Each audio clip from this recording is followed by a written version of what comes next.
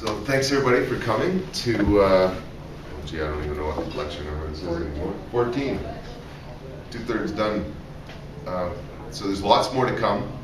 Next week we have Brian from the new Victoria Seed Bank here, and it's going to be a very exciting lecture. So we'll put the word out far and wide, and I imagine the room will be much more full than today, but don't think that that deters me. I'm happy to have anyone here at all. So thanks everybody for coming, and welcome everyone online as well. Today's lecture is on the economics of legalization. And I'm going to focus and talk primarily about the economics of cannabis. Because in a lot of ways, we could talk politics till we're very frustrated, or we could talk healthcare until we realize that looking after the sick and dying isn't our society's #1 priority. We could talk about human rights and law, but ultimately, many believe, and I think we're seeing, that it's the money that's going to end up legalizing cannabis, not our intellectual arguments or lighting up in the park or whatever it is that we're doing. And we're doing a lot of stuff, don't get me wrong, and we're not going to stop. But I really and truly see how the economy of cannabis has got such strength to it, and so many people involved in it, that the more people that become part of the sort of cannabis industry and its sort of spin-offs, the stronger it becomes, and the faster legalization becomes or is becoming a reality across the planet right now. And so I think that it's important to do, like I say, the politics. It's important for civil disobedience and others to fight in court. It's important to fight politicians on one hand and encourage politicians like Dana Larson to run, and important to provide medicine and talk about the medical benefits and stuff. It's also, critically important to support the cannabis industry in every single facet.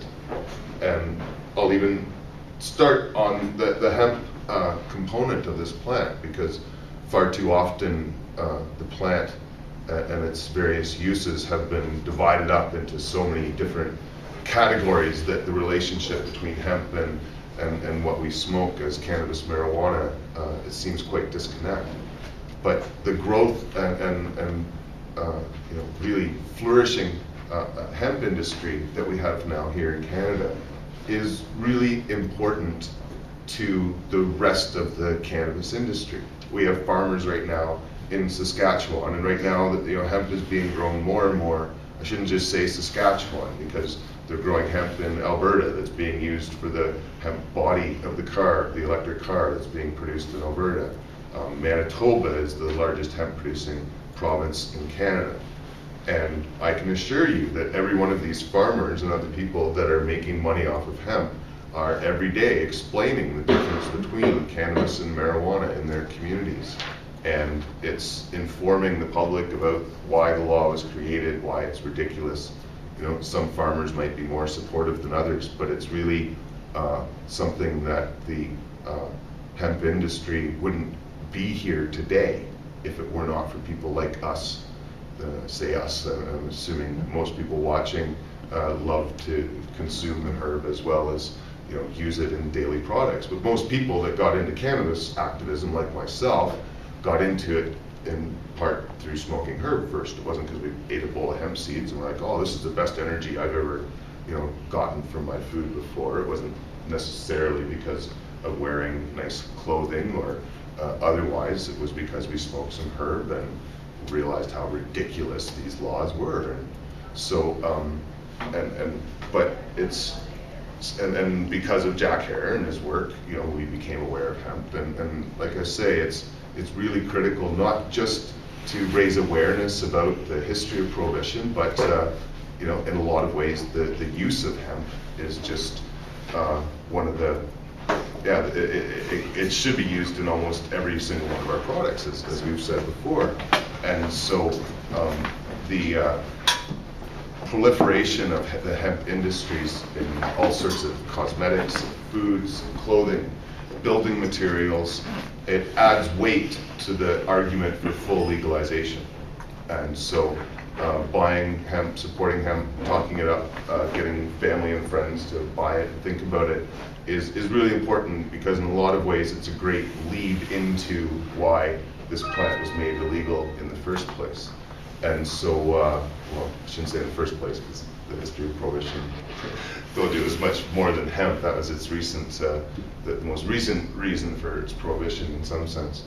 And so, aside from hemp though, and obviously, smoking as much cannabis as one can afford to, the cannabis industry now has more opportunities to get involved in working than ever. And what's happening in California, I think, is what's going to happen around the rest of the world, and we see it here in Canada as well, where the use of cannabis as medicine, as I said, at first as a mechanism to protect people's human rights and provide health care to them, now has become an argument for full-out legalization, because there's so many different health benefits that come from it, that where you draw the line between what is medical necessity and what is recreational is becoming blurred, and it's being pushed further and further, which is really kind of interesting. But the industry in California is huge, and it's hard to put a number on it.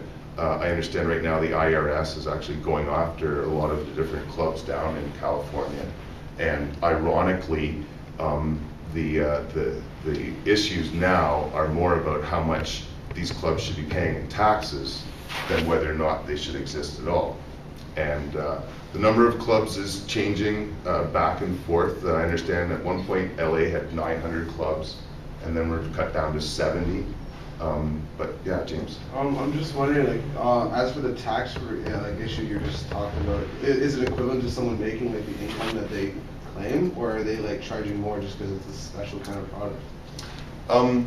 Well, until now, it is thought that while the employees of these stores were paying taxes as legal employees, and for the most part they are. In fact, there's in the Prop 19 election, one of the biggest supporters was the largest union in California. They want to unionize all the employees that work in the dispensaries in the state, so they've got rules and regulations just like everyone else. I think the main target of the IRS and where the real question lies about how much taxes should be paid is for the growers that are often not paying taxes in some cases, and I'll use my example. Why are they cracking down on the dispensaries? Because that doesn't, because they buy their product for the cost of goods sold, or sorry, cost of goods, and then they sell it. Yeah. So why does it why are they cracking down on the dispensaries versus trying to find growers more? Well, they're using the dispensaries to find their growers, and it's not just in California; it's happening here as well.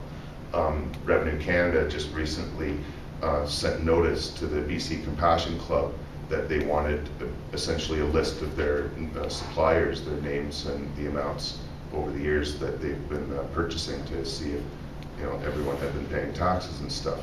The Compassion Club has resisted and fought in court. In fact, Friday, John Conroy, sort of our mutual lawyer in the field, who's the Compassion Club's lawyer in this circumstance, will be speaking about this. So I'll have a lot more awareness of what's happening here in Canada. But it appears as though Revenue Canada and the IRS want to have the names of every single person down the supply chain of the clubs. And in California, they've got, I guess, a certain right to do that, where these clubs are licensed by the state.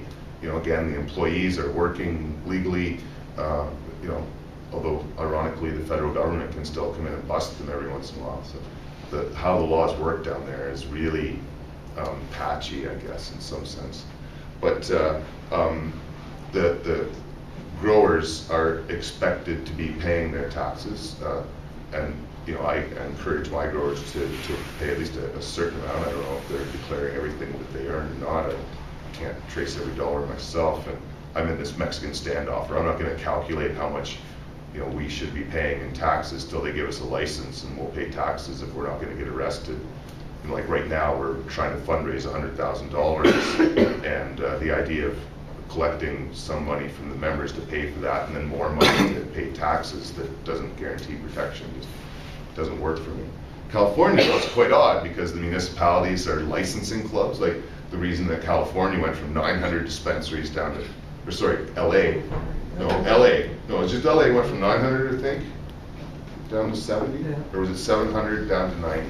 No, I thought Shit. you were right the first time. I think I was right the first time. Sorry, I've been too busy to do a lot of research with numbers and stuff, so I apologize for that. But I think they had 900 and they've gone down to 70 because the municipalities said, oh, you're too close to a school or you're too close to each other.